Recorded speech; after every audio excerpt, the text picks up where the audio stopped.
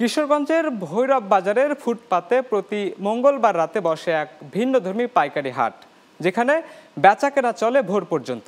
দেশের নানা প্রান্ত থেকে ক্রেতা বিক্রেতাদের পদচারণায় মুখর হয়ে ওঠে পুরো এলাকা। মাত্র এক রাতে এখানে বিক্রি হয় 10 থেকে 12 কোটি টাকার কাপড়। শহীদুজ্জামান শুভর তথ্য চিত্রে বিস্তারিত ডেস্ক রিপোর্ট। দেড় যুগ আগে ছোট পরিসরে শুরু হওয়া ভৈরব বাজারের পাইকারি হাট এখন দেশের অন্যতম রাতের বাজারে পরিণত হয়েছে। এই হাটে পাওয়া যায় শার্ট, প্যান্ট, জার্সি, লুঙ্গি, গামছা, পাঞ্জাবি, বোরকা সহ ছোটদের জামা কাপড়ের মতো বিভিন্ন ধরনের পোশাক। প্রধান 3টি নদী বন্দরের অন্যতম ভৈরব নদী ঘিরেই গড়ে উঠেছে এই বাণিজ্যিক কেন্দ্র, যা স্থানীয় অর্থনীতির মূল চালিকা শক্তি বটে। তখন খাজনা ছিল 30 থেকে 50 টাকা, এরপরে হয়ে গেল 300, তারপরে হইলো 500, তারপরে হইলো 600। এখন বর্তমান সরকার আসার পরে করা হয়েছে 300।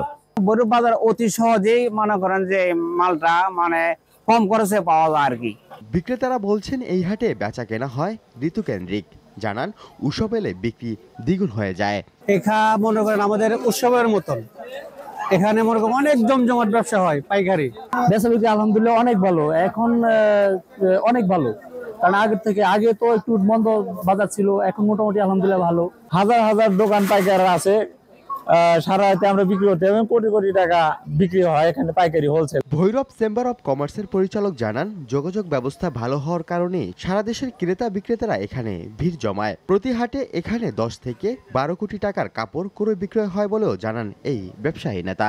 এখানে আপনার প্রতি সপ্তাহে আমাদের 10 থেকে 12 কোটি টাকার মতো প্রতি রাতেই সেল হয়, এবং সবচেয়ে বড় কথা হলো এখানে পাইকাররা নিরাপদে স্বাচ্ছন্দ্যে কেনাকাটা করতে পারে।